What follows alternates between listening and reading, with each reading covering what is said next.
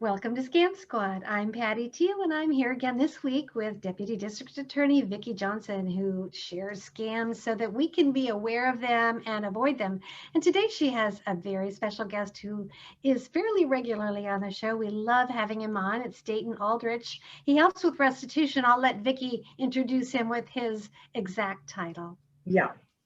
Dayton is our restitution specialist. So if you've been victimized by some kind of a fraud or a scam, you have suffered from financial setbacks, medical bills, and so forth, Dayton is the person to help you get your money. So he's a very important part of our office. But Patty, today's episode is prompted by a recent newspaper article and a phone call that I just got as a result of that article. And here's the headline. I'll read it to you. Santa Barbara man allegedly ran a $12 million Ponzi scheme, indicted on federal fraud and money laundering charges. So this is the U.S. Attorney's Office bringing charges against this Santa Barbara man for a Ponzi scheme. Wow. Well, we've certainly all heard of Ponzi schemes, and I think Bernie Madoff is the name that comes to mind. Absolutely. So, for those of you, you will remember that a Ponzi scheme is when somebody offers to invest your money and give you a great return, but they actually take your money, use it for their own purposes, then use another victim's money to pay you enough returns to keep you investing. So it can be a very vicious cycle. Now, that's what's alleged in this case. And remember, these are only allegations at this point. So every defendant is presumed innocent until he's proven guilty in a court of law. And as I said, this is a federal case prosecuted by the Department of Justice, and it alleges that Daryl Avis solicited money from people who wanted to purchase annuities from a Swiss insurance company.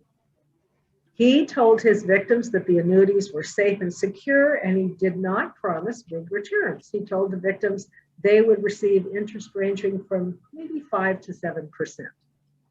Well, I can see why they might have thought he was legitimate and that this was a non-risky investment. That's right, and that's what he was promoting. So it's alleged that he did not purchase the securities, even though he produced statements showing that the value of the purported annuities was increasing over time. Instead, he used the money for his own mortgage payments, luxury car leases, expensive trips, nightclub visits, and in some instances to make payments back to some of the victims. He was recently indicted on 5 counts of wire fraud and various counts of money laundering. You mentioned you got a phone call from someone about this very case? Yes, I received a call from a gentleman in Illinois who saw the Santa Barbara article and believed that he too had been a victim of this individual. He said he invested with Avis from about 2006 to 2007, gave him a total of $420,000, expecting that Avis would invest in annuities, the annuities would grow, and he could retire on the money. So this year, he finally did retire, and he was supposed to receive quarterly payments, with the first one to begin in April 2021. And he did receive that payment. The next payment, which was supposed to come in July of this year, never came. So that's when this gentleman got suspicious and found out that he couldn't make contact with Avis. He had disappeared. So he called me and told me his sad story, and I was able to refer him to the U.S. Assistant Attorney General, who is prosecuting this case. They were going to send an FBI agent to interview this victim, and hopefully he can get restitution also within the scope of this lawsuit. So this all led Dayton and I to talk about how to pick a good financial advisor. So Dayton, give us some tips about how to do that. Thank you. Yes, well, thank you, Vicki. Number one, I would say one of the most important things to keep in mind is do not make financial decisions based on emotion. So this is kind of our tip to avoid gurus and people who are promoting themselves and who you can see that they have maybe a separate business around promoting themselves and in addition to whatever financial advice they're offering. It's great to get referrals from family and friends, but at the end of the day, do your own research and do your own homework. Next thing to think about is interview several people. Don't just go to the first name that you hear, and find out if they are licensed and registered to sell the type of products that they're selling, and if they are licensed to do business in your state. So for example, if an agent is selling securities, they need to be registered with FINRA, which is the Financial Industry Regulatory Agency. They're authorized by Congress to protect American investors. And if they're selling real estate, then they need to be a licensed real estate agent. So if you are dealing with an individual and they don't pass this test of being licensed or the ability to do what they're claiming to do, that needs to be an instant red flag, walk away. Something else to consider is how long has this company been doing business and what is their reputation? Tools to look at this would be something as simple as checking a Yelp review, or maybe going on the Better Business Bureau's website and typing in the advisor's name, the business name there, and seeing what comes up on the BBB. Next, you should be asking this individual how their fees are structured, meaning how are they going to get paid? Is it going to be a commission based off of what they sell you, or is it going to be a flat fee no matter what you choose to buy or not? And this, it really should be something that they are upfront with you about, and that they tell you from the very beginning how their fee structure is going to work. And again, if they're not upfront with you from the beginning, that would be a red flag. Make sure that you understand the services that are going to be provided and the investments that are being offered. If you feel like you're in over your head because you simply don't understand the terminology and the terms of art that are being used, maybe it's time to pump the brakes and do a little bit more research before you commit. Next, ask what type of rate of return you can expect. And then how does that compare with a well-established local firm's return rate? Is there a vast difference between what this individual is offering you and what you might be able to walk in off the street to a Morgan Stanley or another type of firm and just get from them? If there's a vast difference between those two numbers, you want to know why. And what are the risks? What are the risks with going with this financial advisor? Another really important thing that came up in the case that Vicki was talking about is communication.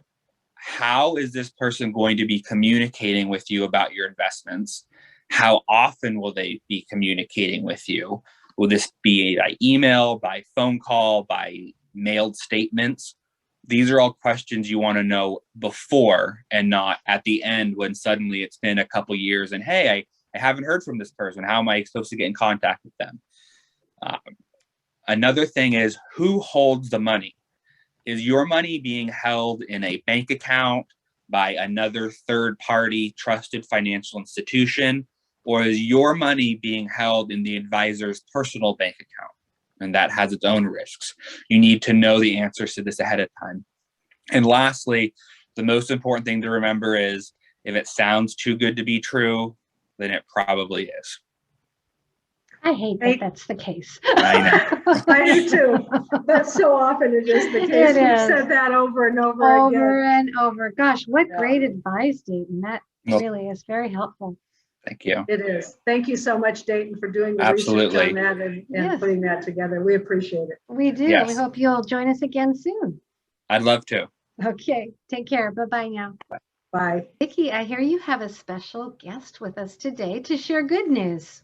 I do indeed. This is my friend Jeannie West, who is the Community Engagement Manager at Hospice of Santa Barbara.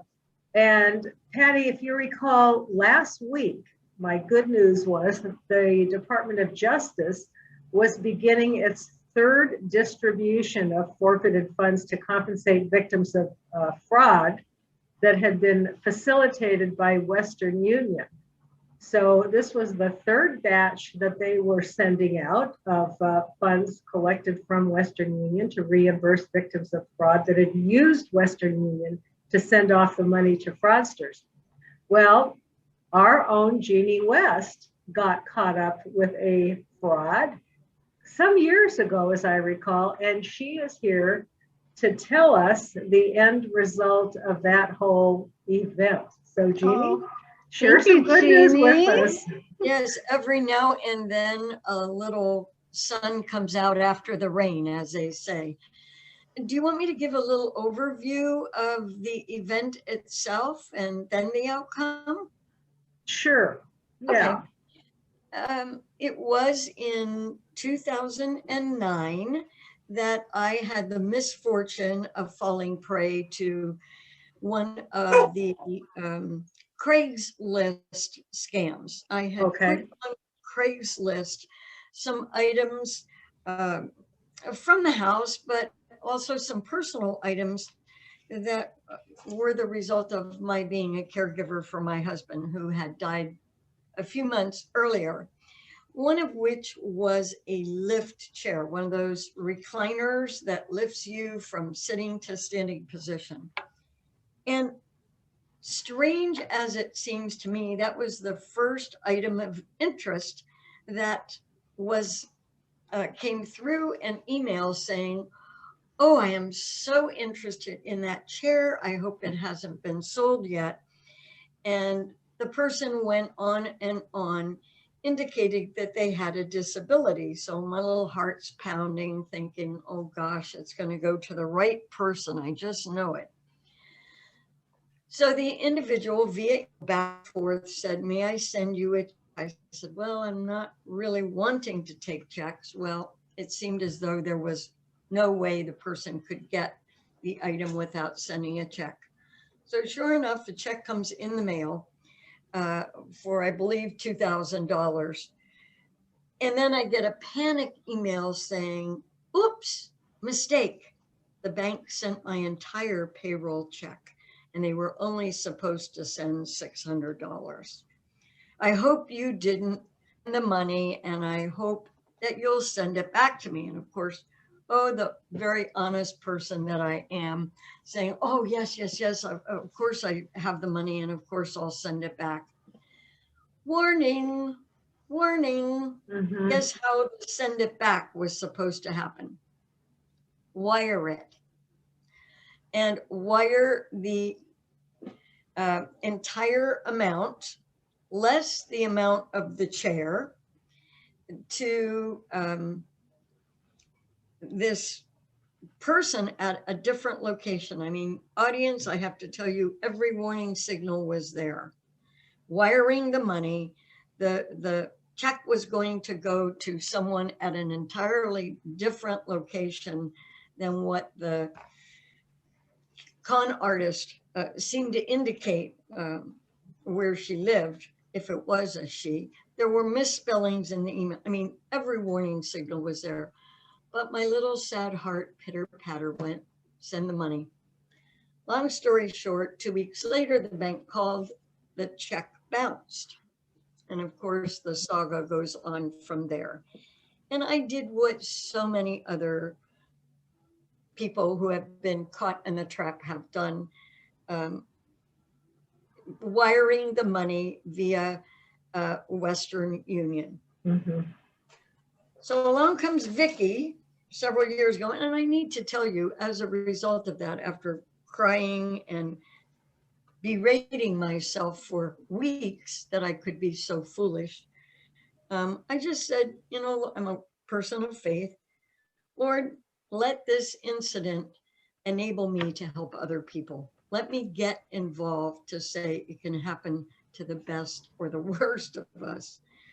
So here we are now in 2019 or 20, and Vicky tells us about Western Union involved in a law case with the United States government because they took so much money from unsuspecting victims like myself and wired it, when in fact they should have known better. And it's interesting because looking back now, I even said to the Western Union agent, does this look legitimate? I mean, where I'm sending this, and of course, despite all my warnings, I went ahead and sent the money. So I'm really the one at fault here. But when Vicki heard of the case by the U.S. government against Western Union, she said to everybody at their Prevention Council meeting, file a claim. What do you have to lose? So I went through my bank records hoping I could find details, and I, at that point, could only find the date of the transaction because it was in 2009. Now we're in 2019. Right. So I filed the claim, nothing happened. And about, I'd say 10 months ago, I got a letter saying that there was insufficient evidence. If I found anything else that might substantiate the claim, refile. As luck would have it, or fine intervention, I found the file of all the transactions, of the police report, of the wired transaction. I had all the numbers. So here we are. It's now 2020. This is 11 years. Can you believe it? I resubmitted it with copies of everything and all the numbers. A week ago, Saturday, I got the check in the mail for $1,980. Wow, that's such a great Isn't story. that fantastic? I love that loved story. it. Yeah. Yeah. That is a wonderful story, Jeannie. And, you know, thank you so much for sharing. And it really encourages all of us to go ahead and report. Because like you say, what have you got to lose? So report things to IC3. If an opportunity like this comes along, make a report. It took you all those many years, but you got your money back. So yay. Yay. I know. That I found file was amazing because honestly, without it, without the exact numbers, yeah, I wouldn't have had a chance. And even at the fact that I submitted it so long ago, in fact, I pulled the file out because I wanted to tell you, I rewrote it November 2nd of 2020. And here we are, July. Yeah. And I had given up. I was so excited, Jeannie, when you shared that news with me. It was just a great thing. You know, it's not often that we get really good news like that, meaning money back. And here you go. So thank you so much for coming on the show, Jeannie, and sharing that wonderful news. We appreciate it. You are so welcome. And to the listeners out there, tell your story. Yeah.